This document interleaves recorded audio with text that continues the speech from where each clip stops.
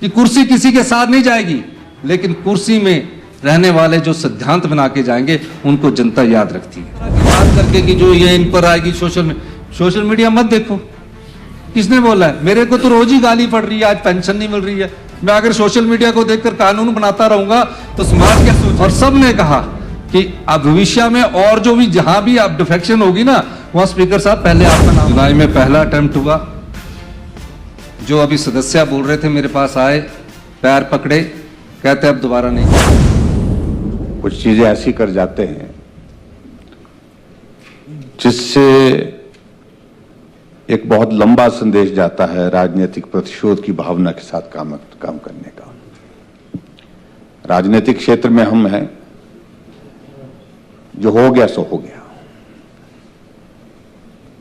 आगे बढ़ने की भी सोच रखनी चाहिए। और मूल इस बिल की जो आप इस सारे में जो करना चाह रहे हैं, ये विशुद्ध राजनीतिक प्रतिशोध की भावना झलक रही है। एक बात तो ये है।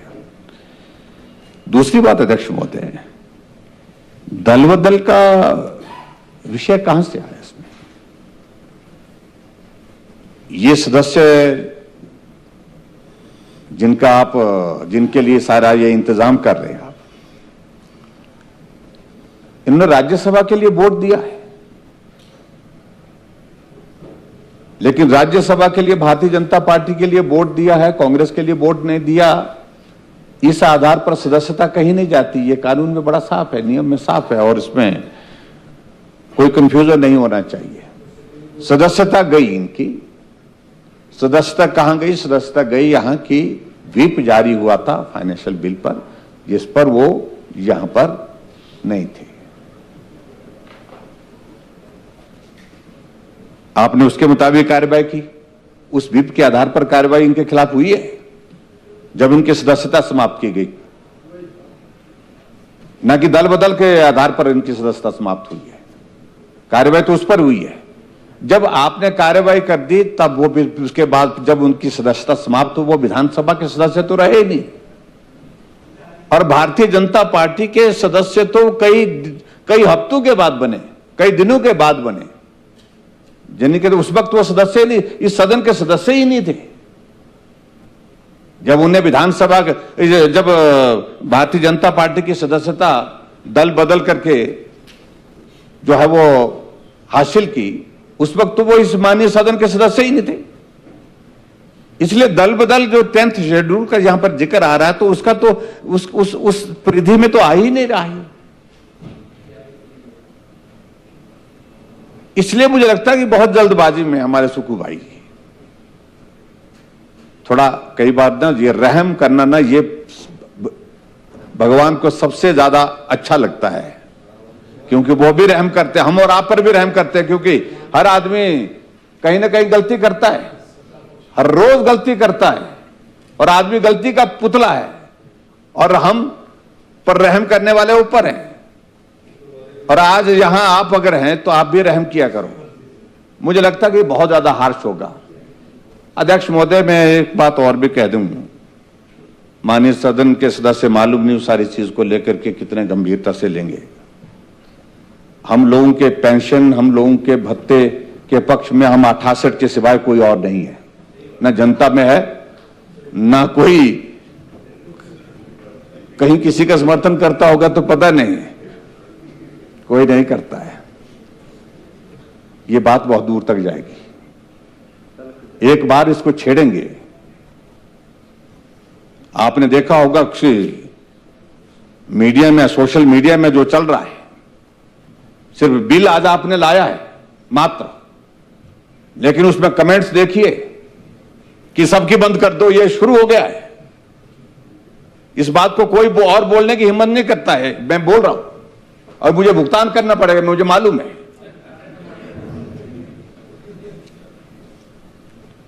कुछ चीजों को छोड़ देना चाहिए मेरे हिसाब से। और एक बार ये मामला उलझ गया, सुप्रीम कोर्ट में भी ये पेंशन, लोकसभा राज्यसभा के सदस्यों का पेंशन का मामला अभी तक भी चला हुआ है। और कुछ लोग ऐसे भी हैं, आपको तौरों में इंतजार कर रहे हैं कि हम ऐसी जगह कहीं उलझ जाएं, मौका मिले। और मौका मिले, आखिरकार कितने लोग यहां पर ऐसे लोग हैं जिनका कोई अपना कोई कारोबार है। और मैं इस बात को कह सकता हूं, हिमाचल प्रदेश विधानसभा के जितने भी सदस्य हैं, अधिकांश सदस्य वो हैं जो सैलरी पेंशन जो मिलती है, जो भी मिलता है यहां पर, जो ऑनरेरियम मिलता है हमको, जो हमारे भत्ते मिलते हैं, उसी पर ही गुजारा करते हैं। हमारा परिवार उसी पर आधारित है। इस बात को भी हमको समझना पड़ेगा, कोई नहीं बोलेगा इस बात को। प्रभु की कृपा से मैं दूसरी बार विपरीत परिस्थितियों में चुन के पहुंचा। ये जो बिल लाया गया है संशोधन के लिए, मैं समझता हूं कि केवल और केवल द्वेष की भावना से ये बिल लाया गया है। और जैसे माननीय हमारे रेवेन्यू मिनिस्टर नेगी जी ने कहा कि ये जो 6 सदस्य हैं, ये जो पार्टी बदली या दल बदलू जो भी इन्होंने बोला गया इनके लिए, तो मैं तो इंडिपेंडेंट विधायक चुन के हुए आया था। मैं तो किसी पार्टी से नहीं था। मैंने अपना वोट डाला, मेरा मत था, मैं जिस मर्जी को वोट डाल सकता था, चाहे बीजेपी को चाहे कांग्रेस को। लेकिन कुछ कमियां रही, माननीय मुख्यमंत्री में रही, सरकार में रही, जिसकी वजह से जो ये परिस्थिति आई और मैंने वोट वहां पे नहीं डाला। मैंने एज ए हर्ष महाजन जी को, भारतीय जनता पार्टी के कैंडिडेट को वोट डाला। लेकिन उसके बाद जिस तरह की राजनीति प्रदेश में देखने को मिली, ठीक है, चुनाव हो गए, कुछ जीते कुछ हार गए। मैं तो पहली बार चुन के विधानसभा में आया और किस तरह का व्यवहार मेरे साथ किया गया। पुलिस की एफआईआर दर्ज की गई, किसने विधायकों की खरीद फरोख्त की गई है, मुख्यमंत्री महोदय के कहने पे हुई है या प्रशासन खुद का काम कर रहा है, ये मुझे नहीं पता। प्रताड़ित किया गया चुनावों के समय में। यहां पे मुझे 3-3 दिन थाने में बिठा के रखा इन लोगों ने। और अगर प्रशासन ने काम करना है, प्रशासन काम करे। मैंने तो कहीं सर भाग नहीं जाना था। सर मुझे भी बोलने दीजिए, मैं भी प्लीज आप बोल लीजिए। अभी आप भी अपना हाथ खड़ा कीजिए, आप भी बोल लीजिए। लेकिन फिर भी यहां पे बुलाया गया अधिकारियों द्वारा।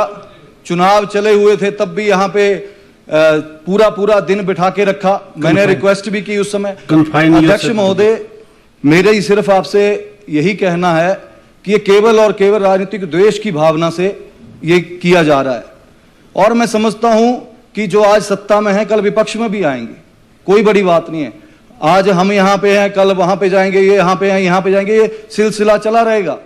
लेकिन इस तरह की भावना रखना, परिवारों को प्रताड़ित करना, परिवार के कारोबारों को प्रताड़ित करना, ये जो है ये कहीं की भी कोई राजनीति मैं समझता हूं कि इस तरह की भावना ना तो माननीय मुख्यमंत्री जी को रखनी चाहिए, ना ही सरकार को रखनी चाहिए। जो हो चुका है वो बात बीत चुकी है, वो सबके ध्यान में है। और मैं इंडिपेंडेंट विधायक चुन के आया था। मुझे कोई किसी ने, पार्टी ने टिकट नहीं दिया था जब मैं आया था। अब पार्टी ने टिकट दिया, मैं धन्यवाद करता हूं भारतीय जनता पार्टी ने जो मुझे टिकट दिया, और हमीरपुर की जनता का भी धन्यवाद करता हूं जिन्होंने यहां पे पहुंचाया। जो है इस चर्चा का उत्तर देके मैं चाह रहा था प्रतिपक्ष के नेता भी अंदर आ जाते, आ जाना उनके साथ। नहीं, मैं चाहता हूं कि वो आए। और दूसरी बात ये है कि और देखो क्योंकि मैं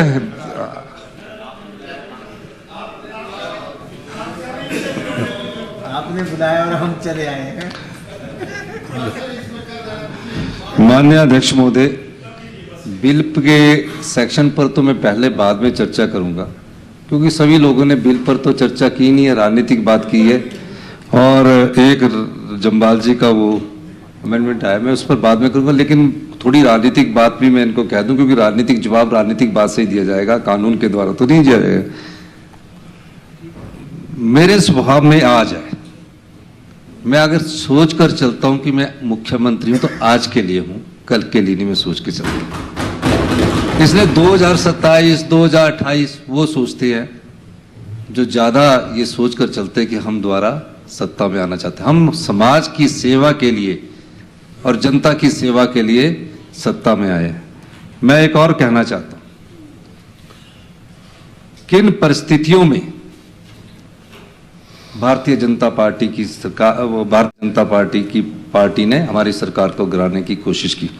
जुलाई में पहला अटेम्प्ट हुआ, क्योंकि ये मैं राजनीतिक जवाब दे रहा हूं, बिल पर नहीं बात कर रहा हूं। जुलाई में पहला अटेम्प्ट हुआ, जो अभी सदस्य बोल रहे थे मेरे पास आए, पैर पकड़े, कहते अब दोबारा नहीं करूंगा। हमने बोला चलिए बात कही, और एक जो अभी बैठे हैं बाहर, उन्होंने भी, हमने बात छोड़ दी, मेरे पास आए और जानते हैं कई लोग कि उस समय हमने बातचीत की, और बातचीत के माध्यम से हमने बोला कि आगे बढ़े। राज्यसभा का चुनाव आया, रात को सब हमारे साथ खाना खा रहे थे। अगले दिन वोटिंग हुई, वोटिंग डाली, अच्छी बात है, आपने दिखाकर डाली। हमारे जो एजेंट थे जगत सिंह नेगी जी थे, उन्होंने कहा कि डिफेक्शन हुआ, हमने मान लिया। 34 वोट हुए, और किस्मत ने जिसका साथ देना था, मनु सिंघवी जी की पर्ची निकली, उनको हारा हुआ मान के वो कोर्ट में मैटर चला हुआ। बजट पास होना था, आम लोगों से और जनता से जुड़ा हुआ बजट था। बजट पास पर चर्चा चल रही थी, और बजट पास के बाद हुआ क्या कि बजट पास के समय जो 9 विधायक थे वो उठकर चले गए, व्हिप जारी था। माननीय संसदीय कार्य मंत्री हर्षवर्धन चौहान जी ने कहा कि बजट व्हिप जारी है और ये 9 सदस्य कहीं नहीं गए। उसके अगले दिन फिर बजट पास हुआ। जिस प्रकार का हल्ला हुआ, जिस प्रकार का गुंडागर्दी का खेल सभा सदन में किया गया, पेपर फेंके गए, आज आपके आसन के पास आए गए, वो 9 विधायकों का मामला आपके पास लंबित है, वो तो अगली बात होगी। लेकिन हमने उसके बाद मैंने नहीं सोचा, हमने तो अपील की है।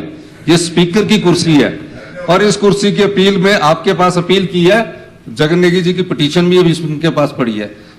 फिर उसके बाद क्या हुआ, जब इन्होंने वोट नहीं डाला, अच्छा फिर पकड़े कहा इनको, हेलीकॉप्टर में आए, अनाडेल से उड़ गए, अनाडेल से आए। फिर सरकार ने फैसला किया और आपने फैसला किया, और आपने एक ऐतिहासिक फैसला दल बदल के खिलाफ किया। जब आपने इनको डिस्क्वालीफाई किया, डिस्क्वालीफाई से पहले 29 तारीख को जयराम ठाकुर जी 7 बजे गवर्नर साहब के पास चले गए।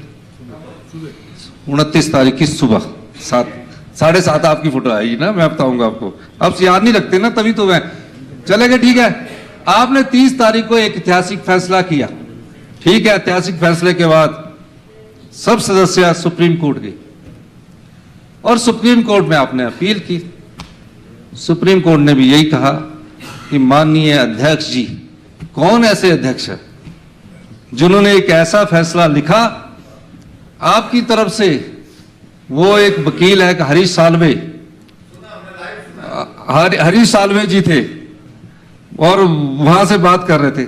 सुप्रीम कोर्ट ने कहा कोई स्टे नहीं मिलेगा, उन्होंने पार्टी को धोखा दिया है। शब्द उनके दूसरे थे, लेकिन उनका कहने का इशारा इंगित ये करता था, और स्टे नहीं हुआ, डिस्क्वालिफिकेशन होगी।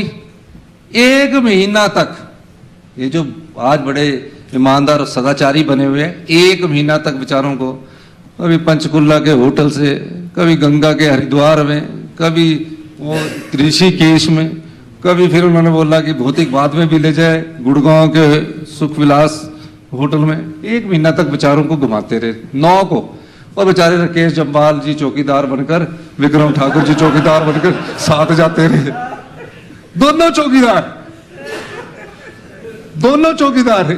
मैं अभी कल बात करता, राकेश जम्वाल जी कहाँ रहे आप 1 महीने, कोई फोन नहीं। मेरे को बोले भी हम कहाँ घूमे, कौन कौन से होटल है।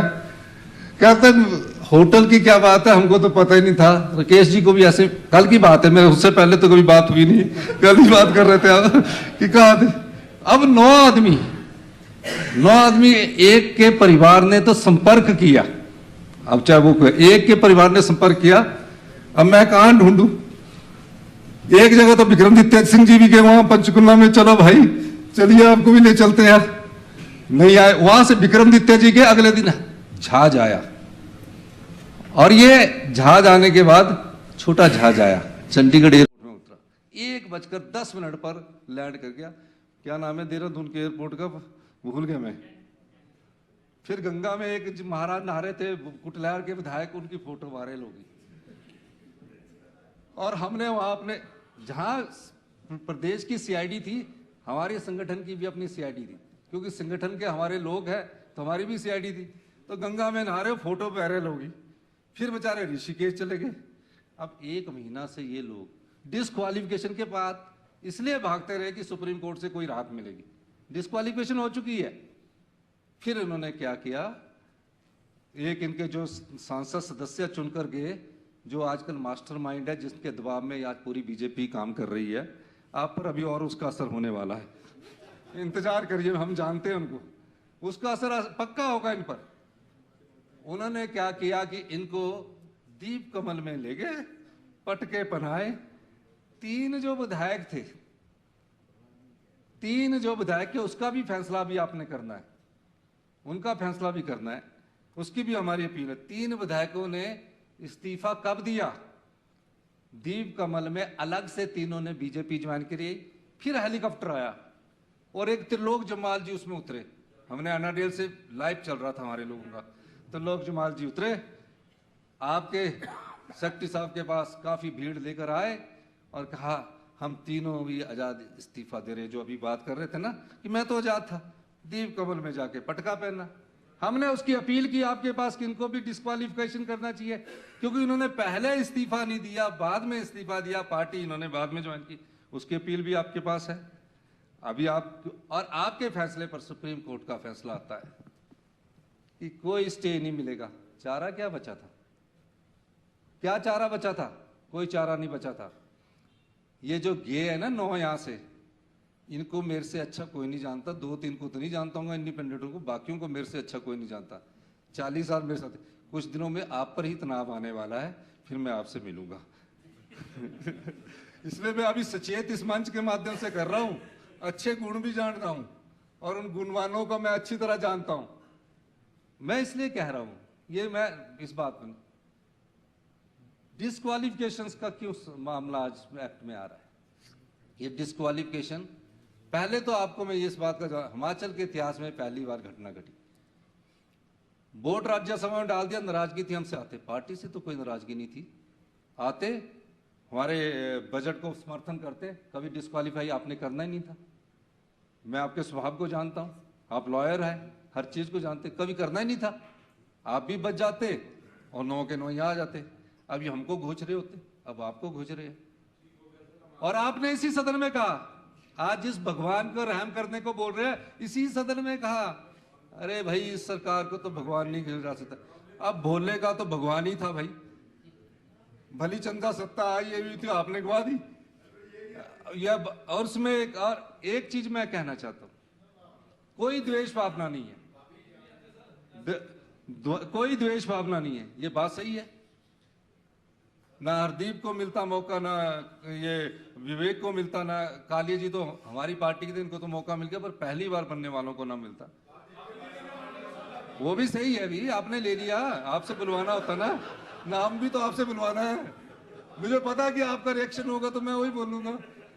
तो ये आन्य अध्यक्ष महोदय, मेरा ये कहने का मतलब है, आज केंद्र में ये मजबूत है, कल केंद्र में दूसरी पार्टी मजबूत होगी, कोई तीसरी पार्टी मजबूत होगी। सत्ता कभी किसी के साथ नहीं रही है, कुर्सी कभी किसी के साथ नहीं जाती है, लेकिन सिद्धांत हमेशा जिंदा रहते हैं, नियम हमेशा जिंदा रहते हैं। ये दल बदल नहीं है, वो तो 10th शेड्यूल में दल बदल का कानून का बात नेगी जी ने की है, क्योंकि उन्होंने पढ़ा है। ये पार्टी के साथ धोखा था, ये पार्टी को धोखा देने की प्रक्रिया ना की गई। जो आज हमारी पार्टी को धोखा दे सकता है, कल आपकी पार्टी को भी धोखा देने में देरी नहीं करेगा, ये बात आप याद रखना। और मैं ये भी कह सकता हूं माननीय अध्यक्ष महोदय कि ये जो हम एक्ट लाए हैं, ये किसी द्वेष भावना से नहीं लेकर आए, कोई द्वेष भावना इस एक्ट के प्रति नहीं है। ये उन लोकतांत्रिक मूल्यों को मजबूत करने के लिए एक्ट लाए हैं, ताकि भविष्य में जो हिमाचल की राजनीति जानी जाती है स्वच्छ बहस करने की, आज 10 दिन का ऐतिहासिक आपने मानसून सेशन लाए हैं, बहस होती है, चर्चा होती है, विचार विमर्श होता है, नारे लगते हैं, लेकिन निष्कर्ष के बाद कोई फैसला किया जाता है। उस परंपरा को जिंदा रखने के लिए भी इस बिल की इस सेक्शन की जरूरत है। बिल तो पहले से ही है, और यह भी सच है कि कुर्सी किसी के साथ नहीं जाएगी, लेकिन कुर्सी में रहने वाले जो सिद्धांत बना के जाएंगे उनको जनता याद रखती है। माननीय अध्यक्ष महोदय, अब मैं इस बिल पर चर्चा करता हूं। माननीय जम्बाल जी ने जो बात कही है उस बिल पर मैं चर्चा करता हूं। माननीय अध्यक्ष महोदय, हम चाहते हैं जो भी डिस्क्वालिफिकेशन, ये एक लैंडमार्क बिल है। आज सुबह से दिल्ली के कई टीवी में चल रहा है। मेरा ही नहीं, नेशनल, मुझे तो पता नहीं, नेशनल टीवी वाले भी 2-3 नीचे बैठे हुए इसी बिल के बारे में चर्चा कर रहे हैं। जो फाइनेंशियल इमरजेंसी की 1-2 टीवी चैनलों ने चलाई हो तो बंद हो गया, तो चर्चा इस पर हो रही है, इस पर चर्चा हो रही है। आज सुबह ही एक पत्रकार का, बहुत बड़े पत्रकार का मुझे फोन आया कि ये बिल क्या है। मैंने कहा, जिस परंपरा को राजीव गांधी जी ने मजबूत किया था 1/3 के बाद, उसके बाद 2/3 के बाद, उसको और स्ट्रेंथिंग करने की ये परंपरा को हम लेके आए। आप जिस पार्टी से जीते हैं उस पार्टी का रहिए, कौन आपकी पेंशन काटेगा। ये पेंशन काटने के लिए जयराम ठाकुर जी कहां से बात ले आए, वो अलग सेक्शन है। हमने इस सेक्शन के एक प्रोविजो डाला है जिसमें हमने ये प्रावधान किया है, जो 10th शेड्यूल के साथ डिस्क्वालीफाई होगा, जिसको आप डिस्क्वालीफाई करेंगे एंटी पार्टी एक्टिविटीज में, जो दल बदल कानून के तहत, उसकी प्रिविलेज एंड पेंशन बंद हो जाएगी, ताकि भविष्य में इस प्रकार की जो लोग डिफेक्शन करते हैं, पैसों के बल पर राजनीतिक लोकतांत्रिक मूल्यों को खींचने की कोशिश करते हैं, वो रुके। ये इसमें शेड्यूल में हमने प्रोविजन किया है। और इसमें क्या कमी है, 6 विधायक हैं, उसमें से 2-3 तो जीत के आ गए हैं, और बाकी जो है जिन्होंने किया है उनके हमने ये लाया है। तो मैं चाहूंगा कि स्वच्छ लोकतंत्र के लिए और मजबूत लोकतंत्र परंपरा को मजबूत करने के लिए हम सब लोगों को इस बिल का समर्थन करना चाहिए। ये कोई आपकी पेंशन से जुड़ा नहीं है, ये किसी की पेंशन पर इफेक्ट नहीं डालता। कोई भी कोर्ट, आप तो लॉयर है, कोई भी कोर्ट ऐसे नहीं करेगा कि हम आपकी पेंशन है। पार्लियामेंट ने अधिकार दिया है सभी राज्य असेंबलियों को, और उनकी भी पार्लियामेंट एक्ट के तहत जो एमपी को पेंशन मिलती है उसका भी अधिकार दिया है। इस तरह की बात करके कि जो ये इन पर आएगी, सोशल मीडिया मत देखो, किसने बोला है? मेरे को तो रोज ही गाली पड़ रही है, आज पेंशन नहीं मिल रही है। मैं अगर सोशल मीडिया को देखकर कानून बनाता रहूंगा तो समाज क्या सोचेगा? सोशल मीडिया ड्रिवन थोड़ी पॉलिटिक्स चलती है, ये तो फैसले करने पड़ते हैं। और मैं आज इस फैसले के द्वारा इस लोकतांत्रिक मूल्यों को जिंदा करने के लिए ये बिल आपके सामने प्रस्तुत कर रहा हूं। और जम्बाल जी ने जो कहा है कि आगे से लगना चाहिए, हम चाहते हैं कि जहां से अभी लग रहा है उनको, कुछ लोगों को उनको भी कष्ट होना चाहिए। 2-4 लोग कोर्ट में जाएं, बोले कि हमें यहां से लगना चाहिए, वो भी तो थोड़ा सा अमेंडमेंट लाएंगे। तो हम सब चीजों को देख के, और मैं ये बिल आया, मैं इसमें और बता दूं, इस बिल के संदर्भ में, इस बिल की कॉपी के सेक्शन भेजने के बाद मैंने दिल्ली के बड़े वकीलों से भी बात की है, और सब ने कहा कि अब भविष्य में और जो भी जहां भी आप डिफेक्शन होगी ना, वहां स्पीकर साहब पहले आपका नाम आएगा कि हमने क्या करना है, फिर इस बिल का नाम आएगा, फिर वो डिफेक्शन जो लोकतांत्रिक मूल्यों को जिंदा रखने के लिए है, कोई डिफेक्शन करने की हिम्मत नहीं करेगा। राजनीति में भी पारदर्शिता होनी चाहिए, राजनीति में भी ईमानदारी होनी चाहिए, और राजनीति में भी नैतिकता होनी चाहिए। नैतिकता को मजबूत करने के लिए हमने इस बिल को यहाँ इस सदन में लाया है। मैं चाहूंगा कि इस बिल को वॉइस वोट से पास किया जाए। तो प्रश्न ये है कि बिल नंबर 24 को पास किया जाए। जो इसके पक्ष में हाँ कहें, जो इसके विरुद्ध हैं ना कहें। हाँ की हाँ में रही प्रस्ताव स्वीकार। अब बिल पर खंडशः विचार होगा। तो प्रश्न यह है कि खंड 2 विधेयक का अंग बने। जो इसके पक्ष में हाँ कहें, जो इसके विरुद्ध हैं ना कहें। हाँ की हाँ में रही प्रस्ताव स्वीकार। खंड 2 विधेयक का अंग बना। तो प्रश्न यह है कि खंड 1 संक्षिप्त नाम और विधायी सूत्र विधेयक का अंग बने। जो इसके पक्ष में हाँ कहें, जो इसके विरुद्ध हैं ना कहें। हाँ की हाँ में रही प्रस्ताव स्वीकार। खंड 1 संक्षिप्त नाम और विधायी सूत्र विधेयक का अंग